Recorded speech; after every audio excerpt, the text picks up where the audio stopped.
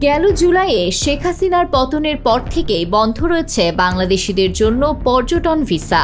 অল্প কিছু চিকিৎসা ভিসা দিচ্ছে ভারত। তবে পশ্চিমবঙ্গের জন্য এই ভিসা বন্ধ থাকা নিয়ে এসেছে চরম দুর্দশা। সীমান্তের ওপারের রাজ্যটির অর্থনীতির একটা বড় অংশ বাংলাদেশিদের উপর নির্ভরশীল।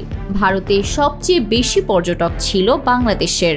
নিউ মার্কেটের আশেপাশে Marquis street, free school street, Sardaar রোডের মতো এলাকাগুলোতে বাংলাদেশিদের জন্য পা ফেলার জায়গা থাকতো না। আর বেড়ে চলা এই সংখ্যার সাথে বাংলাদেশিদের চাহিদার কথা বিবেচনা করে গড়ে উঠেছে শত শত হোটেল, রেস্তোরাঁ, ট্রাভেল এজেন্সি আর বিপণী বিতান।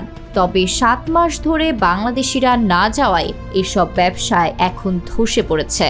টেলিগ্রাফ বলছে, ফ্রি স্কুল স্ট্রিট সহ কলকাতার বাংলাদেশিদের পদচারণায় মুখর থাকা এলাকাগুলোর ব্যবসায়ীরা চরম হতাশায় ভুগছেন। হোটেলগুলোতে 4 ভাগের 1 ভাগ রুমও ভাড়া হচ্ছে না। যেসব হোটেল কক্ষ একদিনের জন্য খালি থাকতো না, এখন অর্ধেকের কম দাম ছাড়েও সেগুলো ভাড়া হচ্ছে না। শত শত ফেরিওয়ালা ও খুচরা ব্যবসায়ীরও একমাত্র আয়ের মাধ্যম ছিলেন বাংলাদেশিরা। তবে কলকাতার অন্যতম সমৃদ্ধ ও সম্ভাবনাময় এই বাণিজ্য অঞ্চলটি এখন হতাশা আর বিষাদে ছেয়ে আছে। ফ্রি স্কুল স্ট্রিটের ব্যবসায়ী নেতারা বলছেন, অনেক ব্যবসা তাদের লিজ বাদ দিয়েছে। আরও অনেকে আবেদন করেছেন ব্যবসা তুলে নেয়ার। পরিস্থিতির উন্নতি না হলে গোটা নিউ মার্কেটের ভবিষ্যৎ নিয়ে তৈরি হয়েছে শঙ্কা।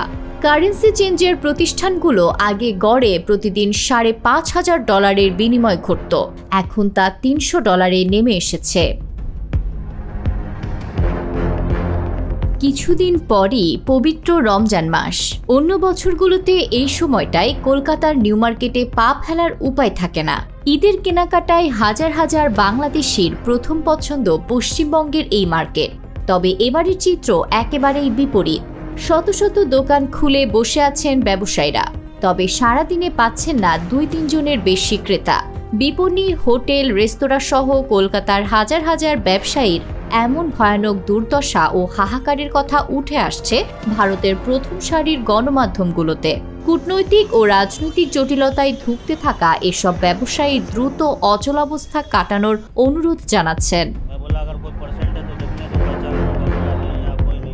বাংলাদেশের ক্রেতাদের নিয়ে বছরের সবচেয়ে ব্যস্ত আর জমজমাট সময় কাটায় কলকাতার ব্যবসায়ীরা।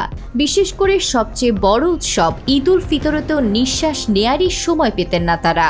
নতুন নতুন ডিজাইনের পোশাক কিনতে কলকাতায় ভিড় জমে উঠত। রমজানে কেনাকাটার চাপ সামাল দিতে অতিরিক্ত কর্মচারী রাখতেন তারা। ক্রেতাদের 10 জনের 7 জনই ছিল বাংলাদেশি।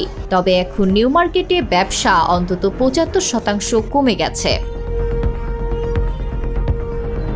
ভারতীয় গণমাধ্যম টেলিগ্রাফ বলছে, নিউ মার্কেটের বহু ব্যবসায়ীর দোকান বন্ধ হয়ে গেছে। অনিশ্চয়তার আরও শত শত ব্যবসায়ী কি করবেন বুঝে উঠতে পারছেন না। কর্মী ছাঁটাই করে শুধু দোকান খুলে বসে থাকেন অনেকে। তবে দোকান ভাড়া, বিদ্যুতের মতো খরচ চালাতেও হিমশিম খাচ্ছেন তারা। আর কতদিন এভাবে ব্যবসা ধরে রাখতে পারবেন সেসব নিয়ে তীব্র শঙ্কায় ভুগছেন ব্যবসায়ীরা। There was allegation that this girl who belonged to